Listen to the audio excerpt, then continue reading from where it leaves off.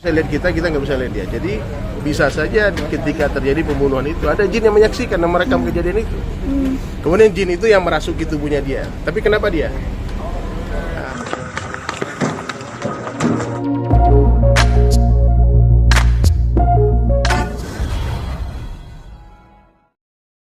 Viralnya kasus Vina Cirebon ini mengungkap tabir kejahatan adanya kesurupan ini gimana sih sebagai petunjuk mungkin secara di agama sendiri seperti apa? Jadi gini, Allah tuh menciptakan manusia itu sudah ditetapkan kita akan dihidupkan dengan berpindah-pindah alam ruh, alam rahim ibu, alam dunia, terus akhirat, alam barzah kubur.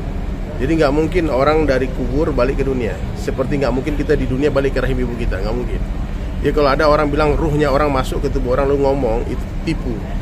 100% itu nggak mungkin, itu akidah ya, nggak mungkin terjadi. Oh kalau zaman dulu zaman nabi-nabi itu kuasa Allah ya. Bahkan menghidupkan orang mati pun nabi-nabi bisa, itu mukjizat ya. Tapi kalau zaman sekarang ada orang mengaku aku dirasuki ruhnya orang, itu nggak mungkin. Ya jadi saya nggak percaya kalau ruhnya Vina masuk. Tapi kalau jin ada, jin itu bisa lihat manusia, manusia nggak bisa lihat jin. Ya, jin bisa lihat kita nggak bisa lihat dia. Jadi bisa saja ketika terjadi pembunuhan itu ada jin yang menyaksikan dan merekam kejadian itu. Kemudian jin itu yang merasuki tubuhnya dia. Tapi kenapa dia? Kenapa harus dia? Kenapa bukan merasuki tubuhnya orang pelakunya sekalian ataupun langsung dia atau orang lain dah? Kenapa harus orang yang viral suaranya?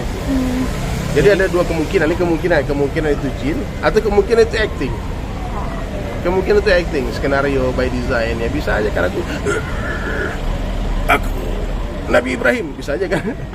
Orang aku bohong bisa aja acting. Tapi sampai sedetail itu Ustadz artinya atau yang ketiga kemungkinan dia sendiri ada di sana menyaksikan kejadian itu. Tapi kalau pengaruh jin korin itu tuh nggak mungkin sampai sedetail itu mungkin pengaruh jin juga mungkin.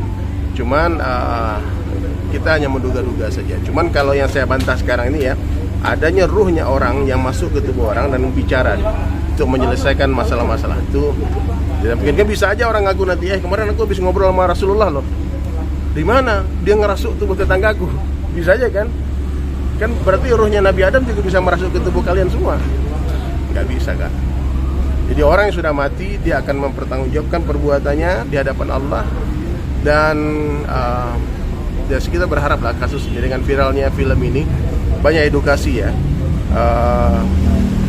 Anak saya sendiri pun ketakutan ketika itu dia private DM-nya, dia nggak mau berhubungan dengan laki-laki yang nggak dikenal.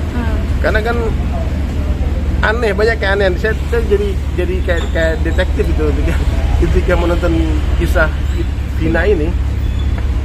Kalau itu ruhnya Vina masuk, kenapa dia nggak bela Vina? Kenapa dia menjelek-jelekan Vina? Aku yang meludahi dia, Vina ini semua. Saya kan memojokkan nih. Saya rasa netizen lebih cerdas nih.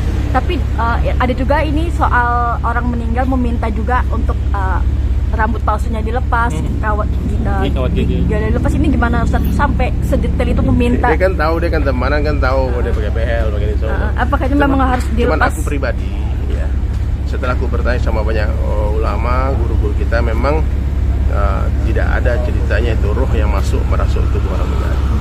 Jadi kita sebagai orang Islam tolong hati-hati ya, ini akidah. Karena dan kalaupun jin kerjanya itu adu domba orang, jin itu cuma fitnah, ngadu domba. Tidak bisa dijadikan sebagai bukti ataupun dasar hukum untuk menangkap orang gara-gara apa? Jin yang ngomong, nggak bisa. Ya jadi saya rasa ya, kalau pihak kepolisian tentu mereka lebih profesional ya, lebih ahli, disekolahkan untuk mengetahui siapa penjahat, siapa orang baik kan, ada sekolahnya kan. Mudah-mudahan Allah berikan kekuatan untuk aparat hukum ya mengungkap kejadian sebetulnya. Kita kan nonton aja nih ya, dan saya doakan semoga almarhumah Vina diampunkan Allah dosanya, keluarga yang ditinggalkan pun diberi kesabaran. Tapi Ustaz, pandangan Islam sendiri untuk orang meninggal tapi masih ada sangkutan behel itu sendiri, itu rambut palsu, apakah memang perlu dilepas atau seperti apa sih Ustaz? Ya kalau perlu kan barang-barang yang menempel di tubuh itu dilepas. Hukumnya saya nggak tahu, tanya sama Ustaz Adi Hidayat deh. Kalau hukum ya tanya sama Ustaz Somad nih.